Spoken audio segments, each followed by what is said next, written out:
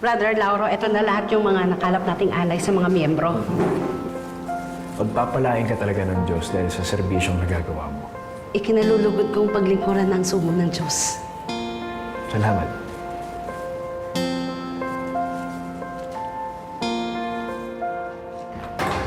Brother Lauro!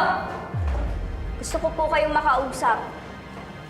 Sino tong napakalakas ng loob at magtaas ng boses sa sugo ng Diyos? Ikaw ay nabubulag sa iyong galit at pagkamuhi. Pero huwag ka mag-alala, pinapatawad kita. At ipagdadasal kita para malinis ang iyong mga kasalanan dahil ang Diyos ay mapagpatawad na Diyos. Brother, wag ako Di mo ako mapapaniwala dyan sa mga kalukuhan mo. Hoy, ka nagsasalita ng ganyan. Ha? Ako at kami mismo ay napagaling ni brother. Bahala kayo kung gusto nyo magpauto dito sa lalaking to.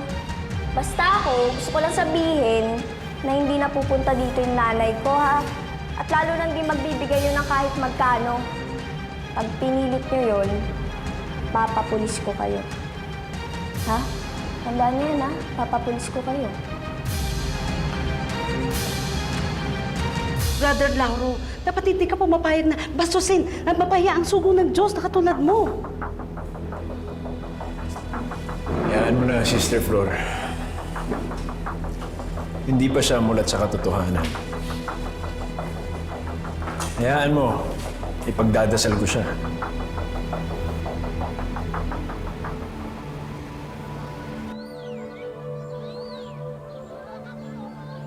Biniyayaan ka ng Panginoon ng napakagandang anak.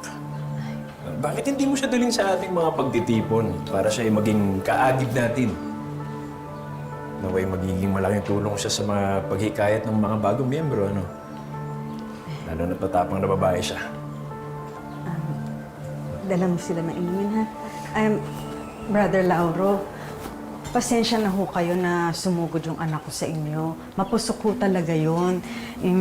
Marami kasing pinagdaanan, tapos hiniwalayan pa ng kanyang nobyo, kaya may bigat sa kanyang puso.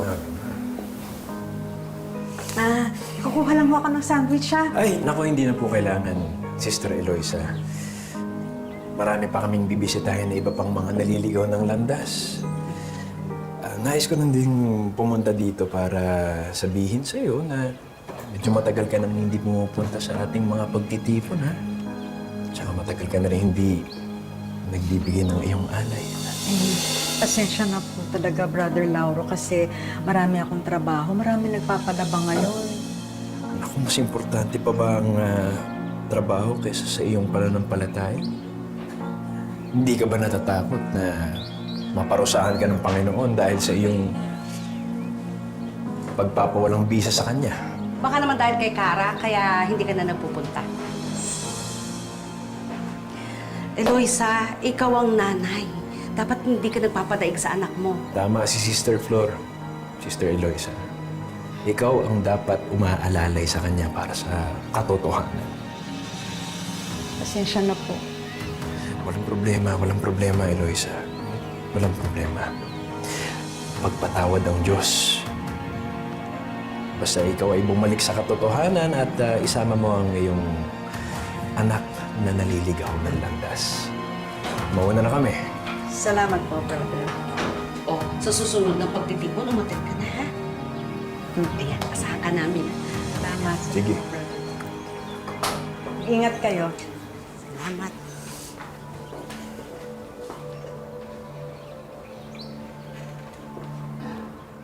Kaya para kay nanay, nagkatampuan kasi kami. Ayusin mo kaya ni nanay. Ayan. Nay, kain tayo. Pinaglutuan kita ng paborito mo. Hindi ako nagugutom. Nay. Nagtatampo ka pa rin ba? Nagagalit ka pa rin ba sa akin? Iniisip ko lang naman yung kapakanan mo eh. Kain na tayo, Nay. Paborito mo yun, no? Niluto ko yun. Ayan. Eto, paborito mo talaga. Ano natin?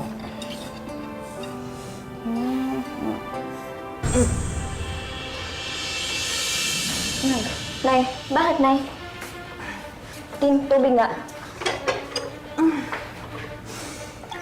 Ano nangyari, Nay? Nay, Ano? Nay. Ano masakit, Nay? Nay! Nay! Tumawag ka na ng tulong! Bilisan mo na! Bilis! Nay! Nay! Nay! May komplikasyon sa puso ang nanay niyo. Merong bara dito. Susubukan natin kung madadaan sa mga gamot. Pero kung hindi, kakailanganin niyang operahan. Gusto ko kayong balaan ngayon pa lang.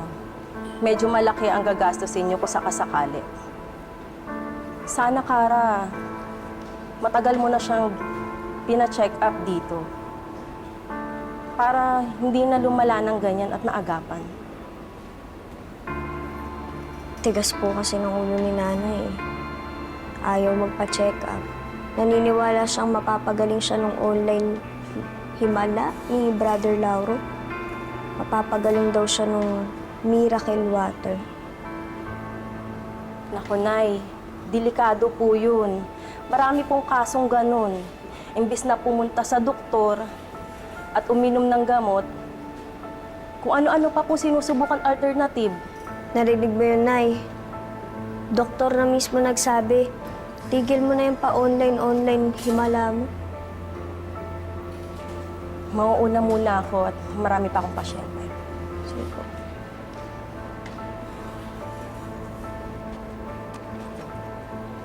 Papagastos pa tuloy kayo. Pasensya na ha. Masyado ako nagpabuyo dyan kay Flor. Nangyari na yun, Nay. Ang importante, nagising ka. Gagawan ko naman ng paraan yung para sa gamot mo. Para gumaling ka.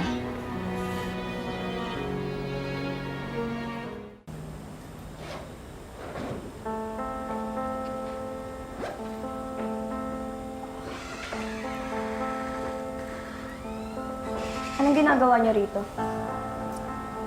Nandito ako para kausapin ka, Kara. Na tayong dapat pag-usapan na. Dahil sa inyo, nasa ospital yung nanay ko at pwede siyang mapahamak. Bakit kami? Hindi ba ikaw ang may kasalanan nun dahil pinigilan mo siyang manampalataya sa akin? Sira ulo ka ba? Eh kung ano-ano pinapagawa niyo sa nanay ko imbis na magpa-check up.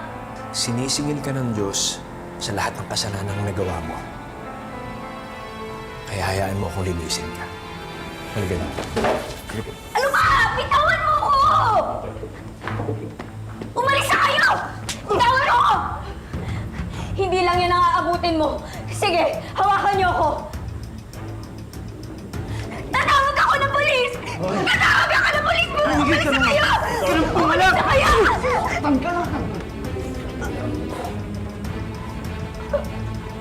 Sige na. Sa labas na kayo. Magbantay kayo doon.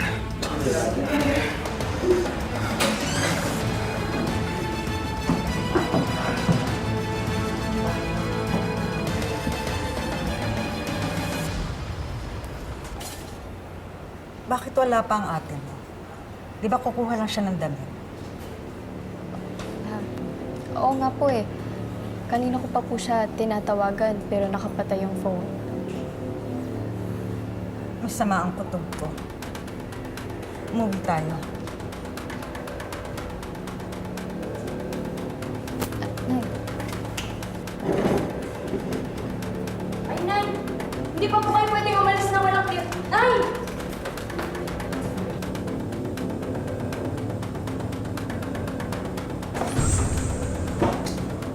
Ang ginagawa mo? Para sa'yo to, Kara. Hayaan mo akong linisin ka. Nasusulat na ako ang daan, ako ang katotohanan, at ang buhay. Kaya bilang isang sugo ng Diyos, ang pagpapaubaya sa akin, ang paraan para maligtas ka. Kaya pabayaan mo na akong linisin ka. Tirahan niyo ka! Huwag ako kahahan! Gusto mo bang masunog sa impyerno? Ha, Kara? Gusto mo bang masunog sa impyerno?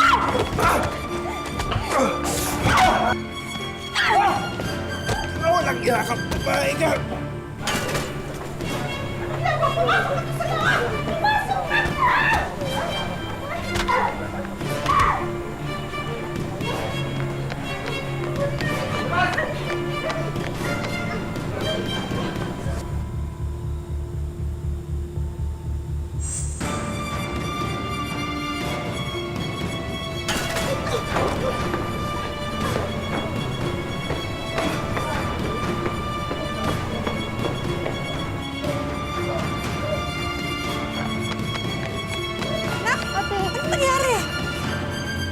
Pinagtangka po ko kahasain ni Brother Lauro dahil... Asan sila? Andiyan pa ba? Wala na, nakatakas na yun eh. Wala na sila. Kasalanan ko to. Pero maghihiganti ako. Magbabayad yung demonyong yan! Tara, tara! Nay, baka sumakit na naman po yung dibdib niyo.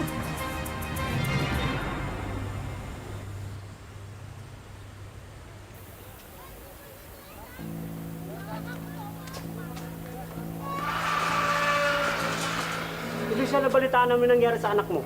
Kumusta na siya? Punta sa police station para i-report yung nangyari.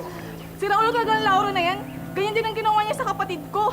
Hinihikayat niyang umanib. Tapos yun pala gusto niya lang pagsamantalahan. Ang totoo ay ganyan din ang ginawa niya sa akin. Tapos pinagbantaan niya ako na ipapapatay niya raw ako kapag nagsalita ako, kaya tumiwalag na ako sa kanila. Hindi na ito dapat natin palagpasin.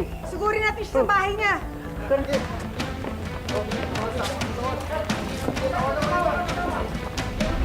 Eh, yung mga kampi ng demonyo! Hoy! Ilabas mo si Lauro! Magbabayad sa ginawa niya sa anak ko! Kakasama natin kayo na! Masakit na siya! Brother Lauro! Ano nangyayari dito? Ito, isang ibig sabihin nito! Gusto ko makita si Lauro! Magbabayad siya sa ginawa niya sa mga anak namin! Gusto mo siya kausapin? Oo! Halika! Halika dito! Huwag niyo papapasukin yung mga yan! Halika! Halika dito! Ay! Imano ka! Magbabayaran mo ang ginawa mo sa anak ko! Eloisa, bakit ka nanggugulo dito sa sambahan? At anak mo dapat ang magbayad. Nakita mo ba kung ano ginawa niya sa akin? Dapat lang yan sa'yo! Pasalamat ka, yan lang ang ginawa niya. Kung nandun ako, patay ka na! Nasaan ang nanay ko? Nasaan ang nanay ko? Eh, Kara! Buti dumating ka! Kinuha yung nanay mo, dinala sa loob! Mga hayop talaga kayo! Paparating na ako ang mga pulis kasi nag-report na! Tumabi kayo! Ano ba? Iwan mo sa akin! Umalis ka na. Eloisa! Huwag mong pagsalita ng ganyan ng sugo ng Diyos! Ikaw! Ikaw may kasalanan dito! Papaksak kayo nanay ko! Oh! Bitawan niyo ako! Hindi niyo alam kung anong kaya kong gawin! Ah! At hindi alam kung anong kaya kong gawin sa'yo!